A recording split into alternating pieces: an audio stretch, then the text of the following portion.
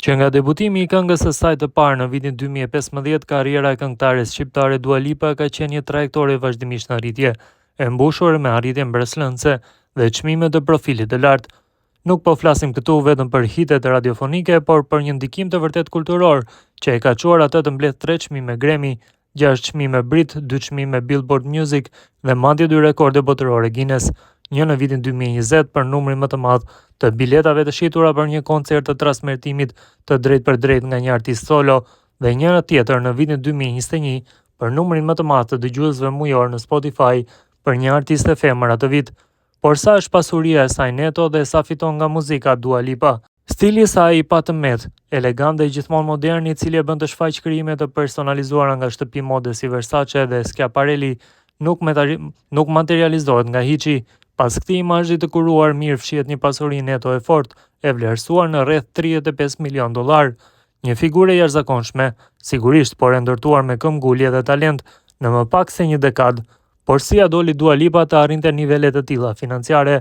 Përpara se të nënshkruante kontratën e saj të parë diskografike, jeta e Dua Lipës ishte e mbushur me punë të zakonshme dhe siç e pranoi vetë ajo, jo veçanërisht fitimprurse, ajo punoi në shitje me pakicë si asistente dyqani, si hostes në restorantin meksikan La Bodega Negra në Soho dhe madje si pritse të porta në një klub nate në Mayfair.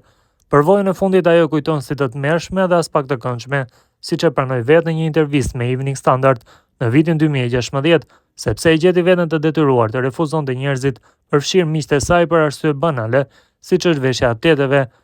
Në nënshkrimin e kontratës me Warner Bros. Records UK në vitin 2014, shënoi fillimin e një faze të re.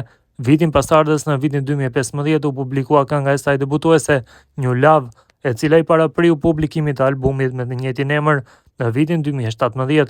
Një vepër që mori menjëherë vlerësime të ngrohta nga kritikët e specializuar të artit. Megjithatë, ishte albumi i dytë, Future Nostalgia, i publikuar në vitin 2020, që i dha një shtys të vërtet karrierës artistike të Dua Lipës.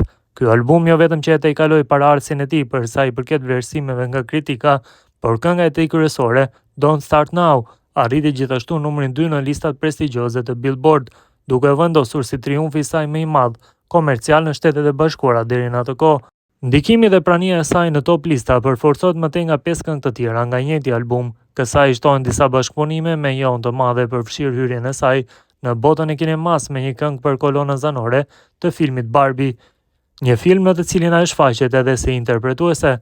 Puna e saj më e fundit, albumi i saj i tretë i titulluar Radical Optimism, vazhdoi në këtë rrugë suksesi duke krijuar këngë me ndikim të lartë si Houdini, Training Season dhe Illusion, të cilat riafirmuan me forcë rolin e saj si një protagoniste e padiskutueshme në skenën bashkëkohore pop, ndërsa muzika e saj është ngjitur në top lista. Future Nostalgia Tour i ka çuar fitimet e Dua Lipës në një nivel krejt tjetër. Turneu ka fituar mbi $40 milion vetëm në Shtetet e Bashkuara dhe Kanada.